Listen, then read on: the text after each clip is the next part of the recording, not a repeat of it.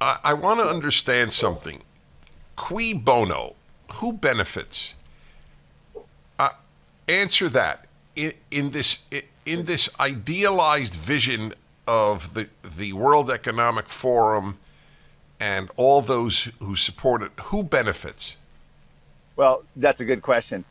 The people, first of all, it's an ideology. So, sort of the intellectual class benefits because they get to do the managerial planning of all aspects of society, and the intellectual class, if you will, the unelected bureaucracy, academia benefit.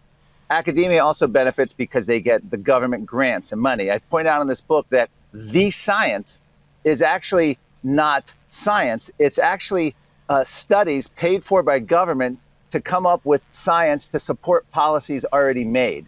And so it becomes a gravy train of funding for them. The corporate media benefits, because as part of this, Bill Gates has given something $300 plus, $300 million plus, sorry, to media, from everything from PBS to all sorts of media, and does these interviews, and he sort of gets paid advertisements for that. So the media benefits, but the international organizations truly benefit. The World Economic Forum, the United Nations, the World Health Organization, they get more power. It's as old as politics itself. It's power politics.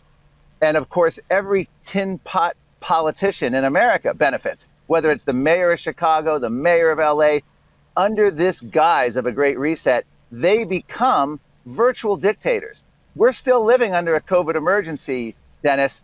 Biden's kept extending it. It's extended now into next year. And he wants to add to that a climate emergency. But right now, when we have this COVID emergency, every mayor and governor was able to ban churches, close gyms, close schools, give you stay-at-home orders, cancel weddings and funerals. But hey, Walmart was open. They got to literally be a dictator overnight and make this. That has a great appeal to many politicians. So that's who benefits. It's power, money, and ideology, as old as politics itself. Power, money, ideology.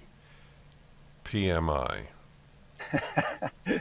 So big corporations are on board, and the reason? Yes.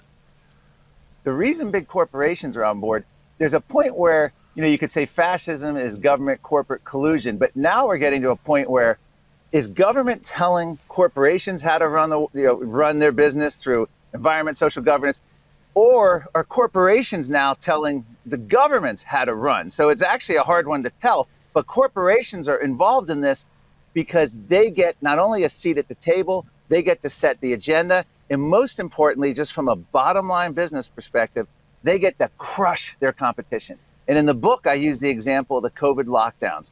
Small mom and pop retailers crushed, independent restaurant crushed, the big corporate chains that go along with the woke agenda boosted to the point where it was the largest transfer of wealth upward from the poor and middle class to the elite class, the greatest creation of billionaires during the lockdown.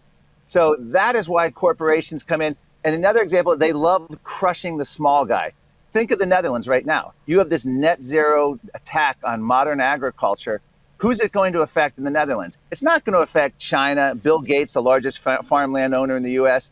In the Netherlands, it's going to affect the smaller family-run farms that have been owned for generations by the families. They're going to be replaced when they go under by the billionaire class, by the equity asset class, by foreign governments, by people willing to tow along with the woke climate agenda and the net zero agenda and the COVID agenda and the anti-meat agenda.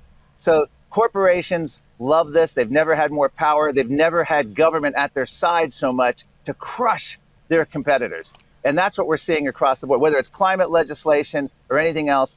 The bigger you are, the better the lawyers you can hire, the better the lobbyists you can hire, the better the donations to politicians. It's the small companies that got crushed. Even during the lockdowns, smaller fracking firms went under, bought out by larger firms. It's a consolidation of power in one direction, upward to fewer and fewer people. And that's why this has great appeal.